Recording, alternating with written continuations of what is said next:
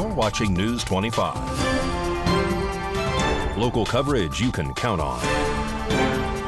News 25 is brought to you by J.K. Nelson Law, voted best of Pahrump for 4 years. Give them a call, 775-727-9900. News 25 is also brought to you by Gunny's Air Conditioning and Heating. New, service, and repair. Call Gunny's, 775-727-6800.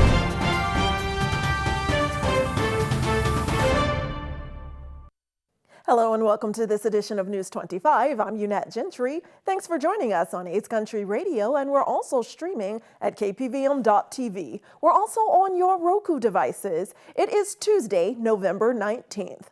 In our top story, a Las Vegas man is now trying to avoid the death penalty following a 2021 killing spree that left more than one person deceased and several injured.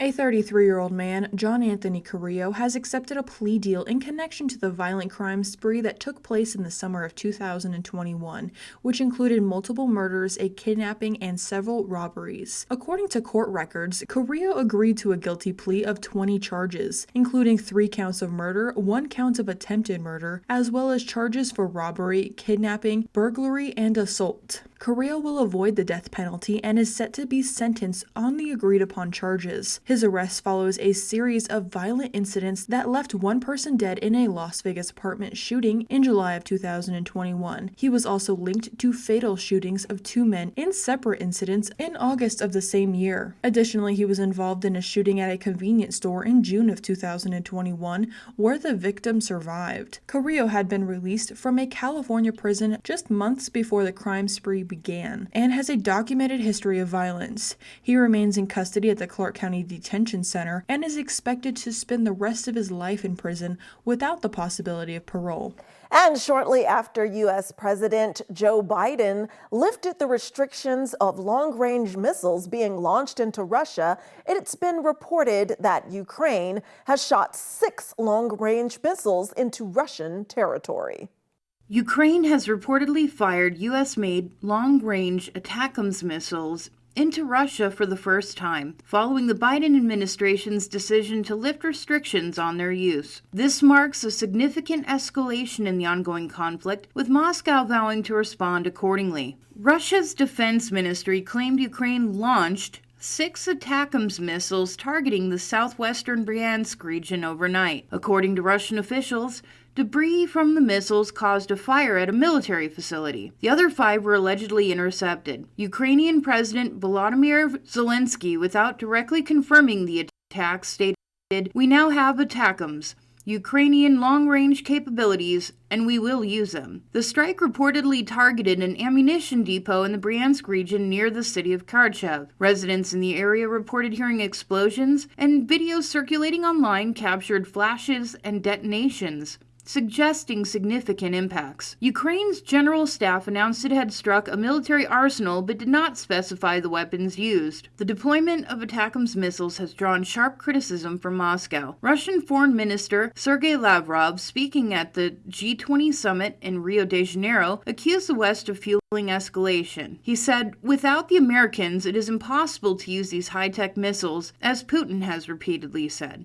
If long-range missiles are going to be applied from Ukraine into Russian territory, it will also mean that they are operated by American experts, military experts.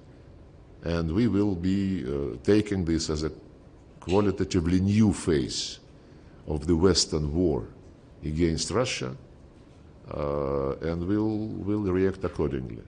This development coincides with heightened tensions over Russia's revised nuclear doctrine. President Vladimir Putin recently signed amendments lowering the threshold for nuclear weapon use. The doctrine now states that a conventional attack on Russia, supported by a nuclear-armed ally of the attacker, could be considered a joint assault warranting a nuclear response. The situation underscores the deepening complexities of the conflict as Ukraine leverages advanced Western weaponry to target strategic sites within Russia. The international community now faces growing concerns about further escalation and the potential for broader regional or global implications.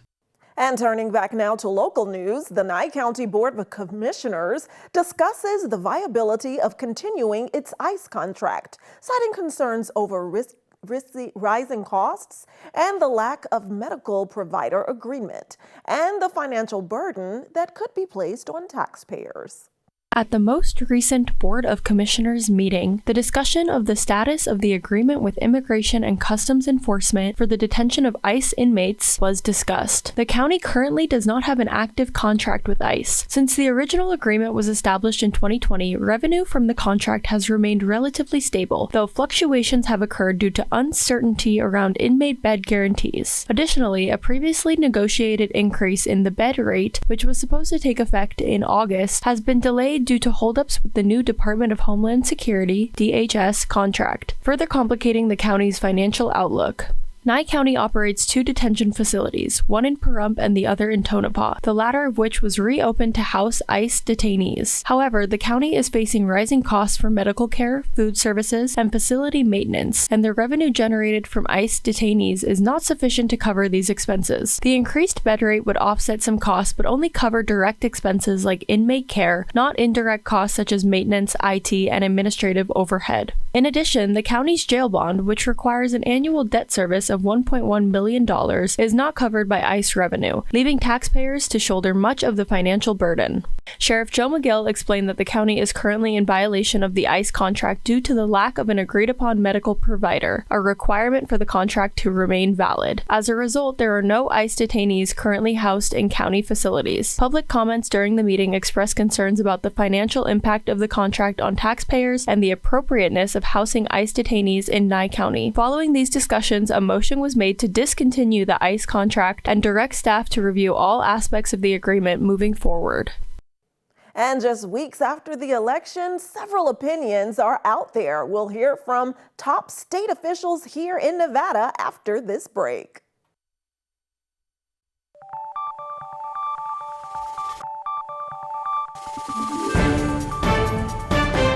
You're watching News 25. Local coverage you can count on.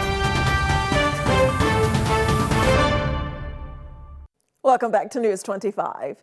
Well, Nevada Secretary of State Francisco Aguilar releases his opinions about what happened during this recent election process.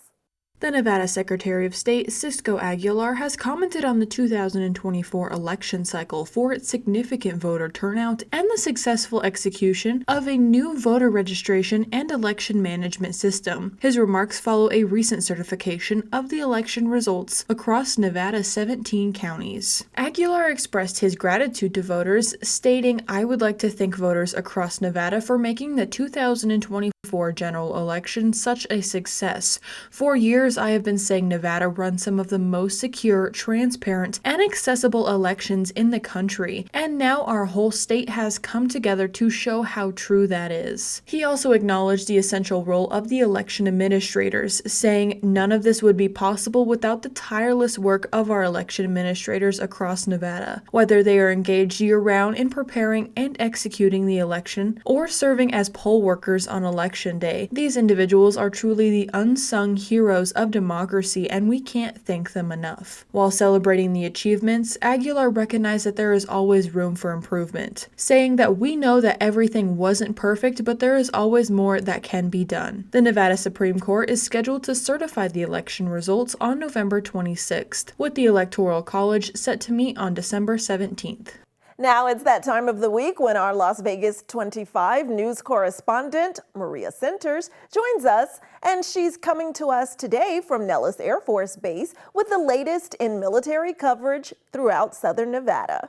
Nellis Air Force Base serves as one of the most powerful places on the planet, and in an explosive twist, the military installation offers specialty swap. The exchange grants U.S. airmen the opportunity to flip out job roles for the day and experience firsthand other career paths within the U.S. Armed Forces. U.S. Airmen LaTanya Henry and Lauren Bullcox now join us with their story. Good morning. What's that? Get that out of here. There we go. So we'll be checking in our first patient. Oh, here. Good morning, ma'am. You can have a seat in front of Suite 6. And now for the fun part. Oops. The United States Air Force offers over 200 different career paths. Okay, ma'am. You could just have a seat right there. And I'll flip this around you. Okay, you ready? Yeah. So you would just scan the teeth. So after it's sent here, then we'll send it over here. And here is what we have off the printer. To join the U.S. Air Force as an enlisted airman, one must be between the ages of 17 and prior to reaching 42. Are you ready to be a weapons loader? Ready. All right, let's switch this patch out. That's much better. You know what? Actually, we should get you some coveralls. All right, jump in. Tomahawk. And good job. Let's go lit some bombs. As a weapons troop at Tomahawk, we work on F-16s. So today we're going to be loading a GB-38 on an F-16, which entails picking up the bomb and locking it onto the bomb rack. Yeah, there we go. U.S. Air Force spouses get first dibs on all on-base employment. Next, we'll go down to EOR, which means end of runway. That's where we pull all the final pins to ensure that all the munitions will drop as advertised. Annual hook release, we're just making sure the hooks are still serviceable. So you can look under here. Lastly, we will be doing an EOF inspection. That means end of firing. We will inspect and clean the bomb rack to ensure that it's still serviceable for its next flight. I'm going to school for dental hygiene, so it's nice to take a step into that world and see how real life looks. How did you feel about getting inside the cockpit and getting on top of the jet? So, sitting inside the cockpit, I felt like a pilot. I was like, go out there, go see what someone else does, and then you'll see how much you appreciate what everyone brings to the table. On behalf of everyone here at KPVM Television, thank you so much for your selfless service. Proudly reporting from Nellis Air Force Base, I'm Maria Centers for News 25 Las Vegas. And now Mikey Ruhan's here to give us our inside look at sports.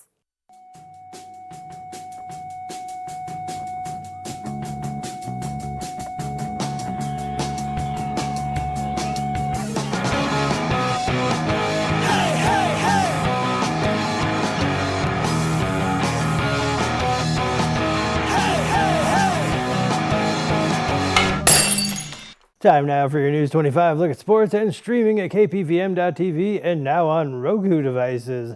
Vegas Golden Knights return to the road tomorrow evening. They'll be taking on the Toronto Maple Leafs. Good luck, Knights. You can't spell F1 without fun. The city of Henderson is gearing up to host the only free official Formula One Las Vegas Grand Prix watch party. You can even get a chance to win tickets because the city is taking donations for its animal shelter. The party starts at 8 p.m. on Saturday, with the race beginning at 10 p.m. at the Water Street Plaza. Las Vegas Raiders welcome the Denver Broncos this Sunday. The UNLV Running Rebels aren't just about winning on the field and on the court. They're bringing in wins for the community. A new study showed that UNLV athletics brings the Las Vegas economy over $109 million in added income per year. And the Pahrump Valley Trojans Boys Soccer Awards are this evening. That kicks off at 6. And that's your look at sports on News 25. Thanks so much, Mikey. And stay tuned. Here at News 25, we're telling you what to do to prepare for even colder temperatures. That and weather after this break.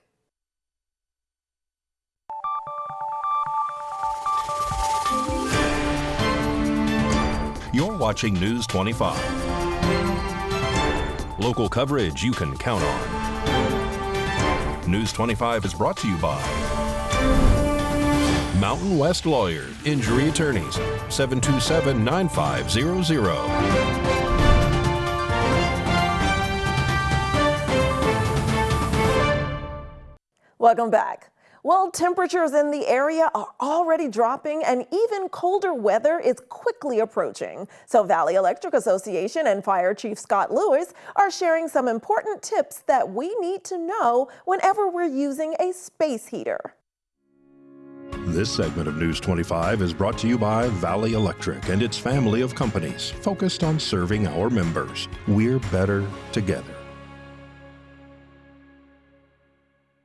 Pahrump Valley Fire and Rescue often responds to fires sparked by various heat sources in the winter months. Fire Chief Scott Lewis tells us how to stay safe while keeping warm. Sure, well, there's so many different types. There's kerosene fire, which are pretty much outlawed in every state, and that's due to carbon monoxide accumulation, tip over, use of flammable combustible liquids to refill them, things like that. The other type are mostly electrical. We talked about the fireplace a little earlier. That's a good way if it's constructed and installed correctly, it's been cleaned, maintained, and you're using appropriate types of materials such as fuels in there. It's never meant to douse wood materials or anything with combustible or flammable liquids. So if you use the fireplace correctly, that gives a nice augmentation. It also gives a nice aesthetic, kind of pleasing atmosphere. But most people like to go with the ease and portability of electric space heaters. And we have a number of space heaters over the years that have caused significant fires in Pahrump and outside of Pahrump also throughout the county. The majority of the issues are too closely placed to combustible materials, bedding, piled clothing, paper products, anything along those lines, left unattended, and also the electrical source. Almost every single appliance should be plugged directly into an outlet, not to an extension cord. Most often we find that the extension cord failures are because they're kind of tightly woven still, they're not spread out, they're placed under materials that causes resistive heating, therefore we have then the secondary fire event. Yeah, we'll see a lot of heat lamps used outside in pens. The pens usually have some kind of combustible material, straw or hay, something like that. They give comfort to the animals, but unfortunately, again, that material can become dried out, it can ignite, and therefore then you have a structure fire, that being what is containing animals. In addition, a lot of times they place them up against the houses, so now you have exposure extension to the primary dwelling. Some space heaters have a feature that shuts off when the unit tips over. Chief Lewis talks about why that can still be an issue. And you still have to rely on the fact that if they are tipped over, a lot of times they're not completely tipped over, or if they are in a tipped fashion, they're placed against other materials. Are space heaters a good option to heat a small area in your home? It's like anything else. There's a risk associated with it. So use appropriately, use wisely, strategically placed, in your presence. They add great value. But once you start using them as a tool and implement to heat a house and you're no longer in the environment, or there's material placed around, or there's something what we call series arcing, where there's an actual arcing between the plug and the outlet, you may not know that there's a problem until the problem presents in a larger fashion.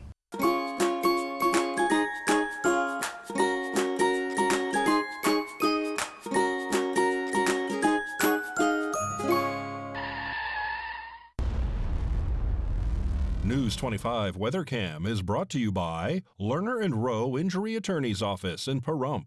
In a wreck, need a check? Call 702-877-1500. Let's take a look through our Lerner and Rowe WeatherCam at this beautiful November sunset in our Pahrump Valley. Those temperatures are dipping down and we have scattered clouds in the area. A closer look at our forecast after the break.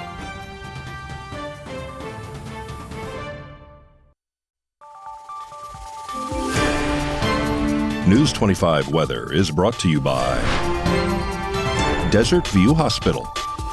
We're here when you need us, providing compassionate and friendly care to our neighbors since 2006. DesertViewHospital.com.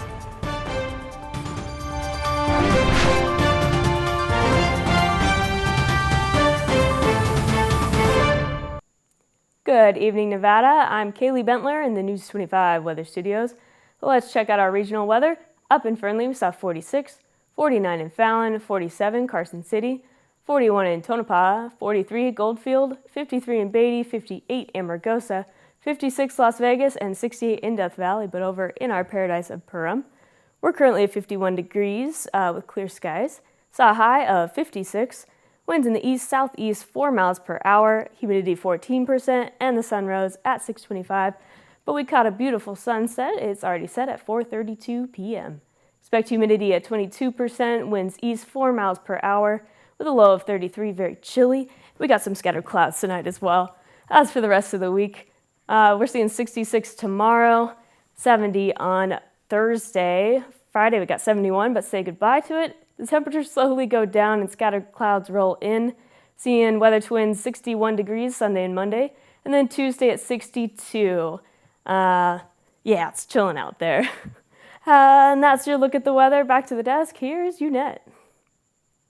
Thanks so much, Kaylee. And as we close tonight, we have some belated happy birthdays to shout out. The first to KPVM's own Anthony Roberts, and next to the cousin of Mikey Ruhan, Richie, and last but not least, my father, Dr. Gentry. Happy belated birthday.